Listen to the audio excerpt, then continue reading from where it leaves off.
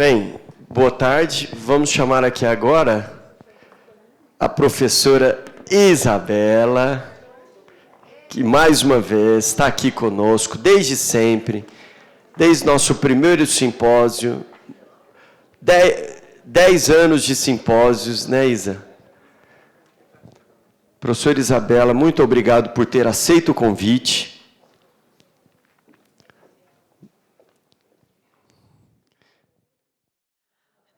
Boa início de noite, boa fim de tarde.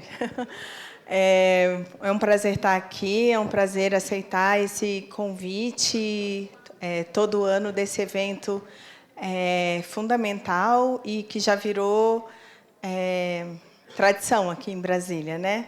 Chega em novembro, a gente fica esperando o Caminhos da Audição, fazendo 10 anos. Parabéns para todos os envolvidos aí nessa empreitada, porque não é fácil, né? Fazer uma coisa acontecer num ano já não é fácil, e repetir e fazer isso virar realmente uma tradição na cidade é mérito bem grande da equipe, tá?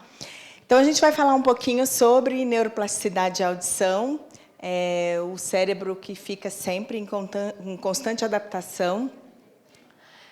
A neuroplasticidade é um fenômeno que acontece, uma propriedade do sistema nervoso, que permite o desenvolvimento de mudanças estruturais em resposta à experiência e como adaptação a condições mutantes, né, ou adversas ou lesões, a estímulos repetidos.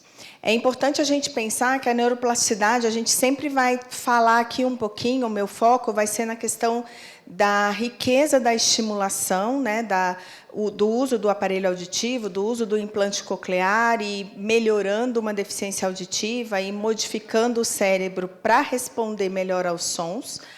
Mas também existe a neuroplasticidade inversa, né, ruim, digamos assim, para o desenvolvimento, que seria quando a pessoa está em processo de privação e o cérebro vai se modificando também quando não tem um estímulo, né? Então, a gente foca muito na questão da reabilitação, porque é o nosso ponto de partida aqui, mas é importante a gente lembrar que quando a gente não age de uma forma rápida, né, faz o diagnóstico. Vocês tiveram palestras hoje falando sobre triagem auditiva neonatal, diagnóstico precoce da audição. Essa pressa toda que a gente tem, né, para intervir nesses casos é exatamente por conta do processo de neuroplasticidade que acontece também na privação sensorial, né? Então, vai haver uma modificação de todas as células, das funções dessas células, em relação também à falta de estimulação. E aí, essas células vão passar a responder para aquilo que tem aparecido de experiências para aquela criança que não escuta, né? Criança ou adulto também que fica em processo de privação. Então, a cada nova experiência do indivíduo, as redes de neurônios são rearranjadas, e outras sinapses são reforçadas para múltiplas possibilidades. Então, dependendo da resposta do ambiente, a gente vai e produz uma nova conexão e produz novas respostas para aquela nova condição.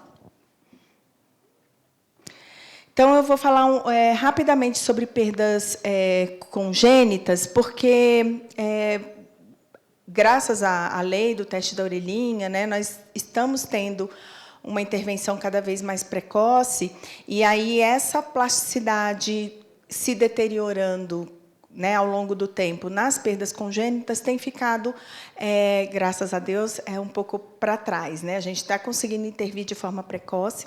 Então, só para mostrar para vocês um estudo da Sharma, é um estudo clássico já, né, sobre os potenciais evocados corticais, né, que eles colocam aqui essa primeira curva. Eu não tenho a ponteirinha, né?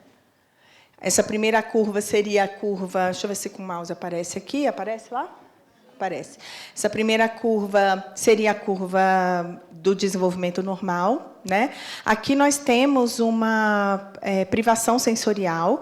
Então, nós temos, em vez de ter o pico aqui, nós começamos com uma grande curva negativa antes do pico da P1, que seria o pico da entrada do córtex auditivo. Aqui nós temos atrasos, casos de atrasos. Então, essas curvas aqui de baixo são curvas presentes quando você tem uma perda auditiva e uma alteração da função do córtex auditivo primário, de bebês, tá? Então, e aqui você pode ter também uma formação que você não consegue identificar potencial nenhum, né? Fica tudo muito estranho.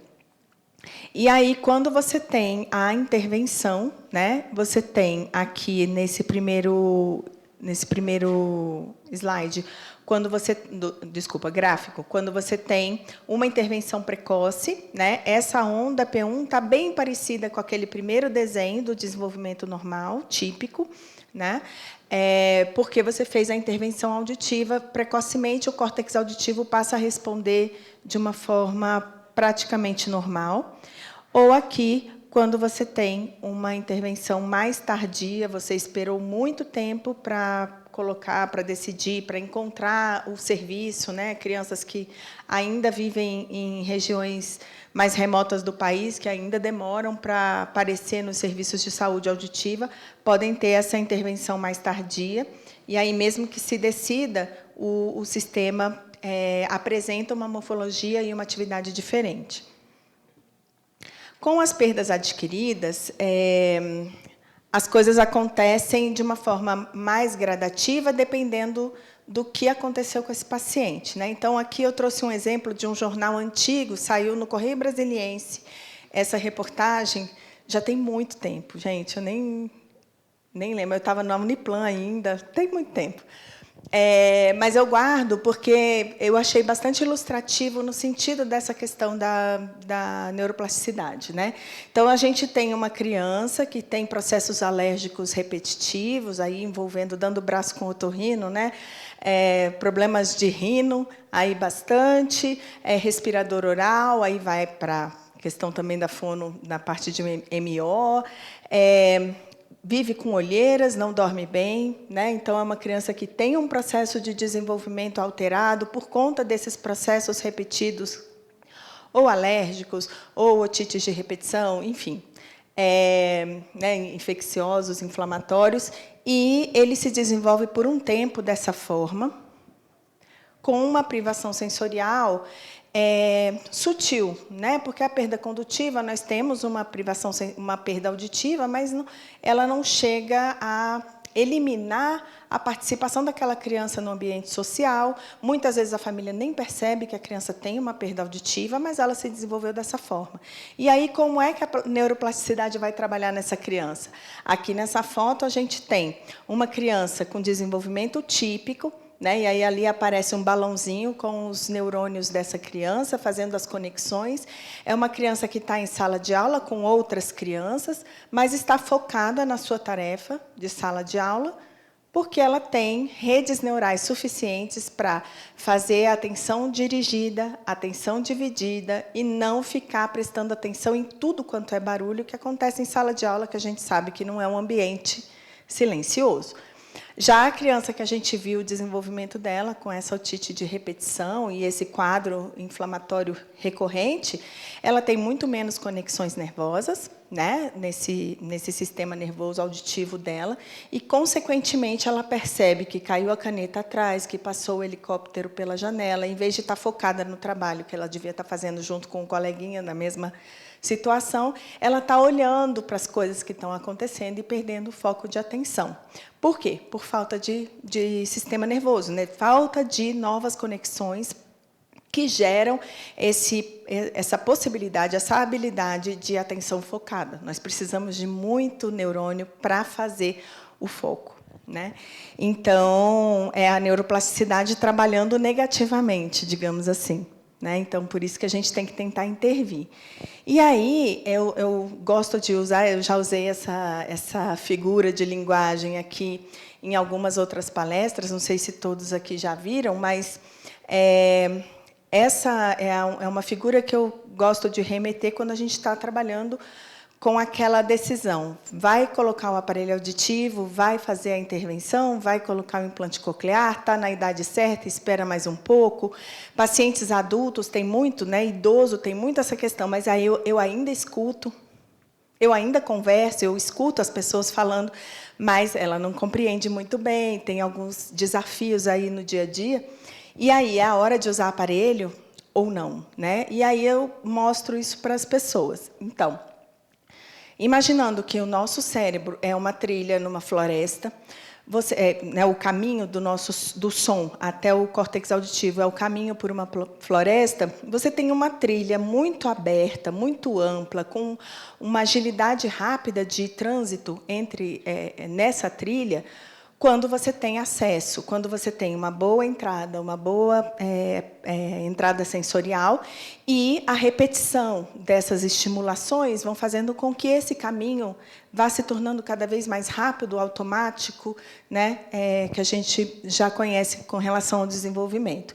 Você começa a ter perda de células ciliadas, né, ou uma perda condutiva, e começa a ter isso de uma forma recorrente ou gradativa, essa trilha vai começando a ficar um pouco mais tomada pelo mato e vai ficando mais difícil de chegar até o córtex auditivo, por uma questão de privação sensorial inicial, lá na periferia, né, do sistema. E aí, qual é a hora de intervir? Será que é melhor intervir aqui ou a gente espera mais um pouco? A gente pode esperar mais um pouco, né? E aí o paciente vai ter toda uma dificuldade para depois, é uma coisa que a gente também encontra recorrentemente no consultório, nas histórias, né, dos pacientes. Eu estou com a perda auditiva, esperei mais um pouco, vou colocar o aparelho auditivo mais para frente, e aí eu não gosto do aparelho. Por que não gosto do aparelho? Porque está difícil chegar ao som. Foram tantos anos de privação sensorial que a mata fechou. E aí, agora, o trabalho é árduo, é no machado, é ali realmente tentar abrir aquela trilha com uma reabilitação que os fonoaudiólogos sabem, quem trabalha com isso, não é fácil. É um trabalho difícil, é um trabalho que a família tem que se envolver, os acompanhantes da família têm que se envolver. Então, acaba que é um trabalho muito mais complicado. Então, aí eu trouxe para vocês uma provocaçãozinha, né? Essa perda auditiva aí. Foi um paciente que entrou em contato comigo por WhatsApp, né? Foi um colega que me encaminhou e me mandou a foto. E aí, eu coloco o aparelho ou não? Já é a segunda audiometria que ele fez há 2 anos atrás, estava com uma perda um pouco mais sutil nos agudos, mas a configuração era muito parecida com essa, tá? Só que antes, em 2023, se não me engano, era 100% reconhecimento de fala. Agora já está ali na orelha esquerda em 88%, 92%. Foi indicado aparelho auditivo e ele questiona: será?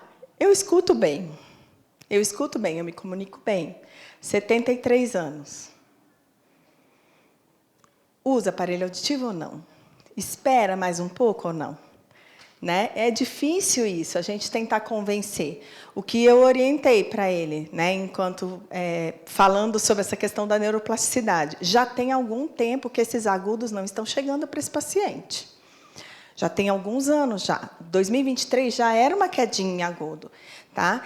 Eu sugeri para ele: começa, testa, vai, leva para casa, faz o teste, vê se melhora no seu dia a dia, na conversa com a família, em festas, ou em reuniões, né, com mais de uma pessoa falando ao mesmo tempo, ou com barulho.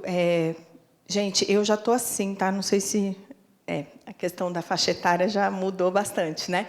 Eu já não consigo mais conversar com alguém enquanto eu estou lavando louça, por causa do barulho da torneira. Eu tenho que desligar a torneira para entender tudo que a pessoa está falando. Então, assim, são coisas que a gente, no dia a dia, vai pensar: a minha audiometria ainda está normal, mas eu estou percebendo, né, essas alterações. Então, se for olhar a emissão autoacústica, está o ó, né? Mas, enfim, de qualquer forma, ele já está com 73 anos, as adaptações, as novidades já vão ficando mais difíceis, então, quanto mais cedo, melhor.